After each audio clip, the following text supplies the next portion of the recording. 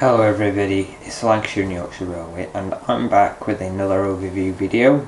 The first one I did was of the Black 5 and today we're here having a look at the Hornby LNER full brake coach, teak full brake. Now I've had a couple of comments on the update video that I've done about this coach. It is very nice, but the price is not so nice.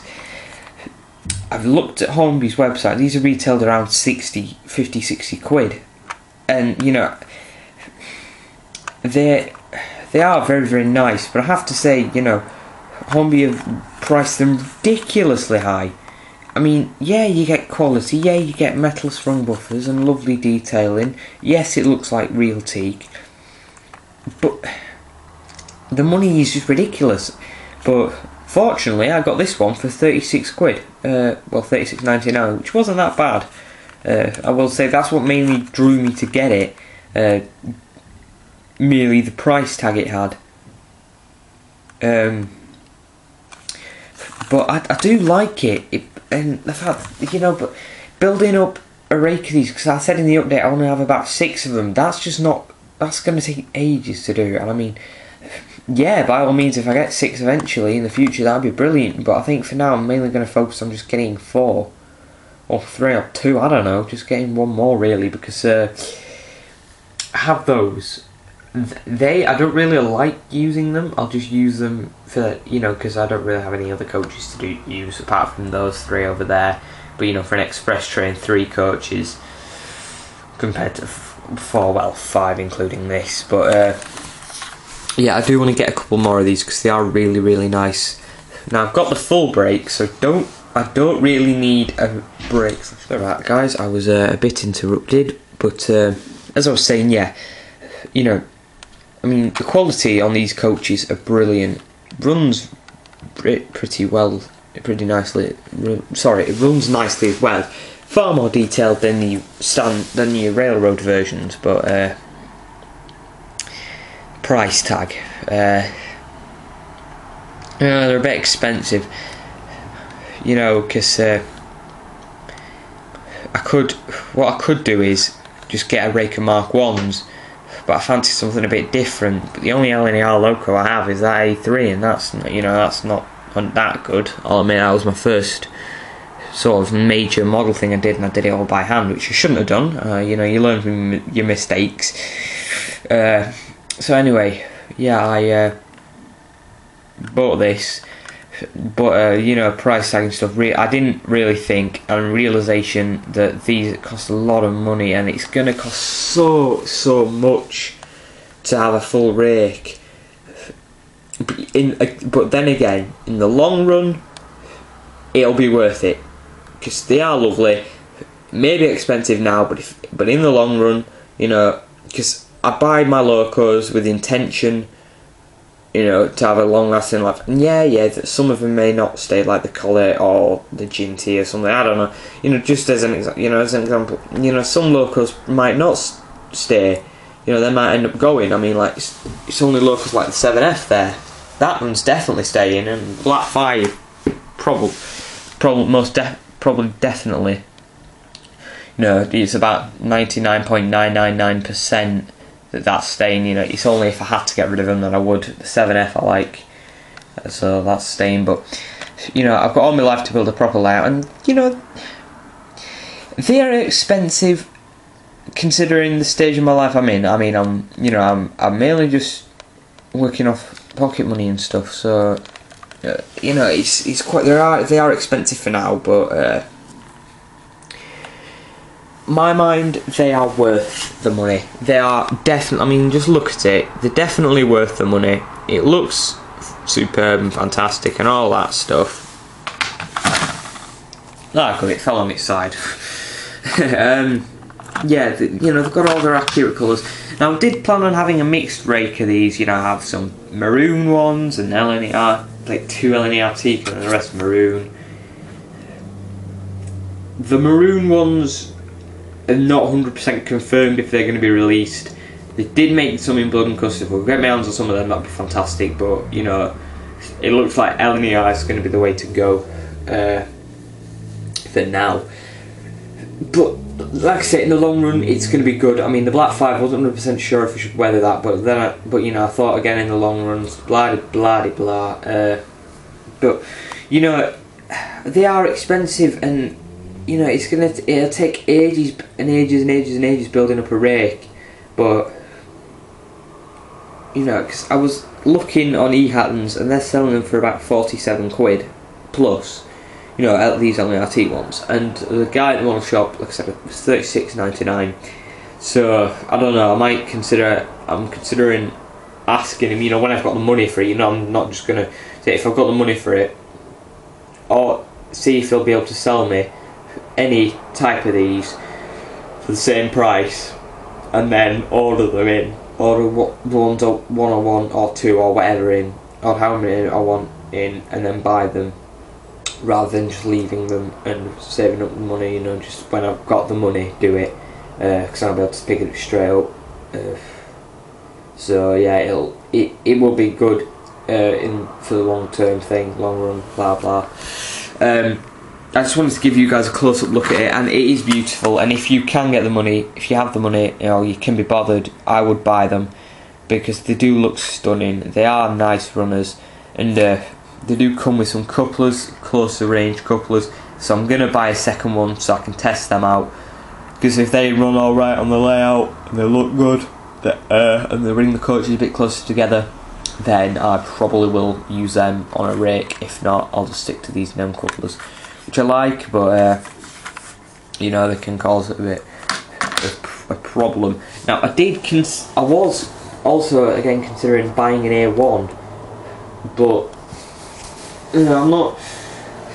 This is the tricky situation I'm in, because I'd like an LNER local to go with them, even if it's not in that livery. You know, this is just a plan. This is something I'll do years down the line, really far down the line in the future. But if I could get an LNER local to go with them, that'd be great. Now I did consider getting an A1, a Bachmann one. Hold on, look, I'm just going to prop it up against the blue tack so it's got a nice angle in the light. I did consider getting an A1, but I did used to have a Bachmann A1 on the old layout. As you know, if you've seen any of the really old videos I did that I've done, I did have an A1.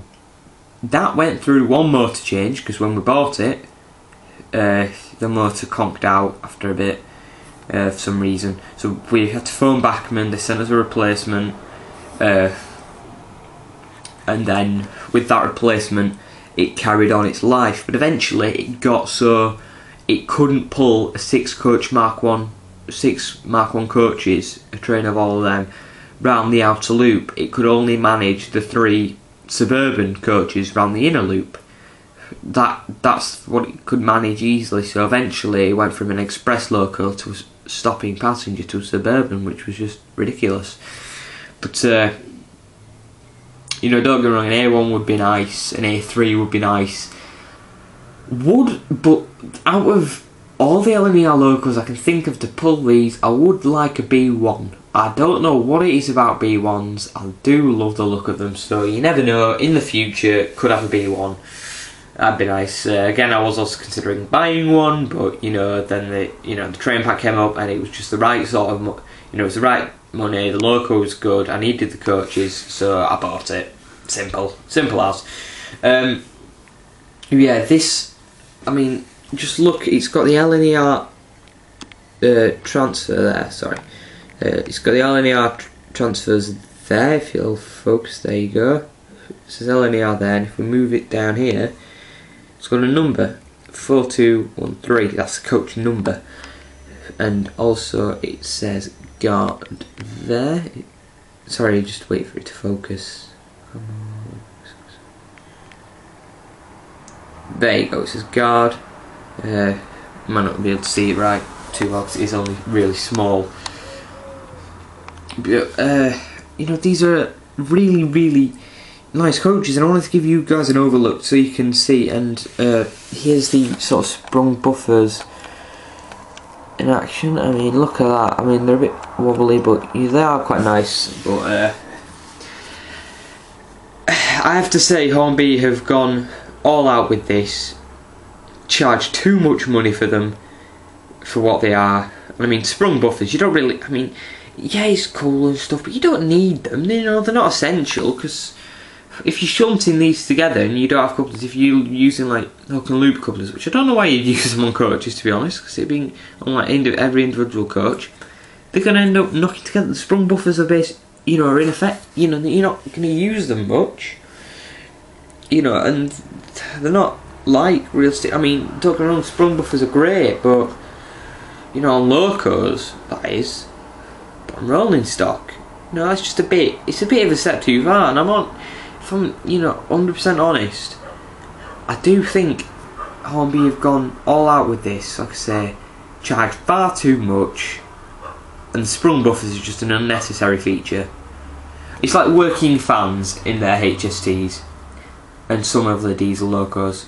Why do you need a working fan? Yes, it looks good, but you never see it in action. The only time you'll see it is if you're running the loco dead slow. When it's whizzing around your layout, you won't see it. And also on HSTs, what I've heard, the working fan, it's on the little wheel that the driving gear and stuff, you know, on the motor. There's a little band that goes around that, and that can you know, affect the running quality, its performance, its running quality over time and stuff. So you know, most people disable it. So, and opening doors on a shunter, I can understand. On a HST, I really can't. You know, model companies are always going to do this. They're always going to have unnecessary features, and they're going to be there. And even, you know, they're going to be there, and you can do what you want with them at the end of the day. They're your models. The Ginty, I've had a really nice comment by SCGR7F88 saying that looks quite like a Somerset and Dorset banker. All I have to say is thanks, mate, because that was the sort of look I was going for. I'm glad he does, and yeah, it does, I'm quite pleased with it. And then obviously you've got the 7F in the STGR blue. Hold on, let me just...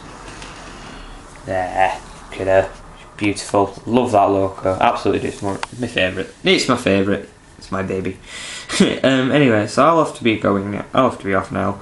But that was kind of a rough overview of the LNER, Hornby LNER teak full brake coach.